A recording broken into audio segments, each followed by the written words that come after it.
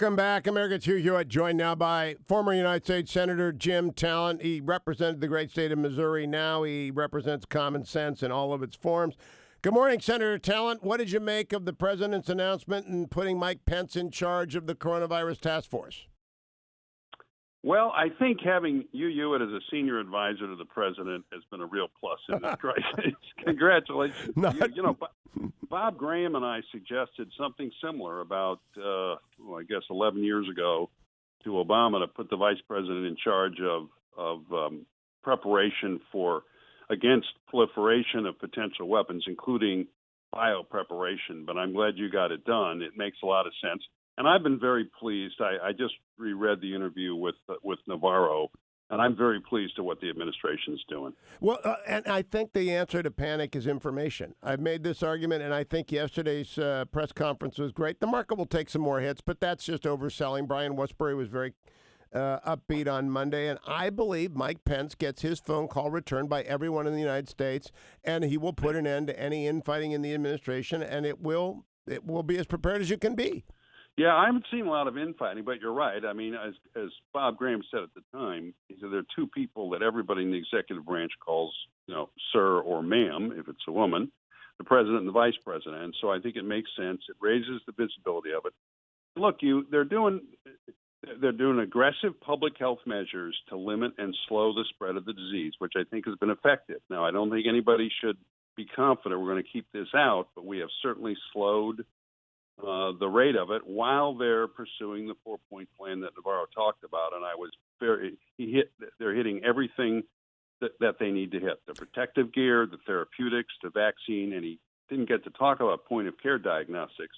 Get him on again and have him talk about that, because that's also important. I noted tonight Vice President Pence is appearing on Sean Hannity's show. Now that's 3 million people. And Sean will give the vice president the opportunity to talk, like I gave Navarro the opportunity to talk, and the vice president's welcome here. That's what people need. They don't need shouted questions. They need the opportunity to explain, here's what we've done, here's what we're doing, here's how we'll respond to various scenarios, and then people calm down. Yeah, you err on the side of transparency, and whatever the burden ends up being, and I think this is going to be with us for a while, people know what there is to know, and they know what they can do to the extent that they can do anything about it, and it's very helpful. I also I watched the press conference, and I like seeing Bob Kadlec there. I've mentioned his name to you before. He is the best and most experienced guy in this field, both in terms of the medicine and the government side of it. He's the assistant secretary in charge of preparedness at HHS. I want to give him a shout out. I'm sure he's working his butt off, and I hope he's staying healthy. Now, preparedness means getting every hospital to have an isolation ward. I asked Navarro specifically about respirators because in the book, The Great Influenza, that's what they ran out of. And the biggest danger from influenza or coronavirus is when people get pneumonia, and pneumonia gets to the lungs, and they have to have the machine breathe for them. That's the biggest danger. There's a number. That's right. There's a number of things that you need to have in order to have an effective medical response. I was pleased to see Navarro focusing on different therapeutics. He mentioned remdesivir and some other ones, because if we can find a therapeutic that substantially reduces the virulence of the disease, then we have really achieved something, because that affects everything in the system to the good. In other words, we get closer to reducing this to a more like a normal influenza, which would be a huge victory. So I'm glad they're pursuing that. I'm hopeful that this will work, but I think everybody needs to, as the Brits say, keep calm and carry on, and I think communications is a key to that. Over and over again, and I'm glad to see him. I hope he doesn't limit himself to going on Sean Hannity. I want him on every network. I want him every day having a press conference. And just a word about Pence. He stays on message. He is unflappable. I mean, he just does deliver the message. Yeah, he really does. And I think he can be the president's point man. By appointing him, I think also Trump is making clear that this is his personal priority within the administration. So I think they've been working together well. I think that they were aggressive and out front with the public health measures, the quarantines. He was criticized at the time, but it was the right thing to do. And now we hold on, we listen, we do what we can do.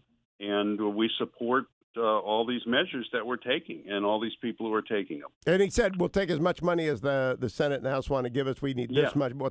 But my last question, we got a minute, Senator Talent. Will the Democrats lay off politicizing a pandemic? I mean, I can't believe they're doing it.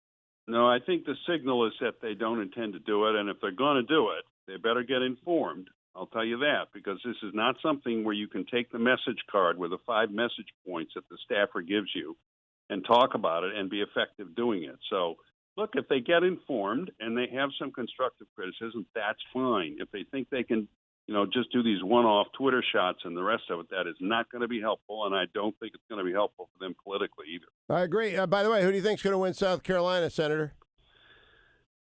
I don't know. I kind of think maybe Biden, but we'll see. Yeah, but he got to win by a lot to not lose, right? I agree. I think this is going to go on for a while, but I'm liking Bernie's chances more and more. You and me both, and I believe unless Joe is a double-digit winner, it's over for Joe, but we'll see. We'll see. Setting the bar, the expectations bar there. Coming right back, I'll ask Chuck Todd the same question.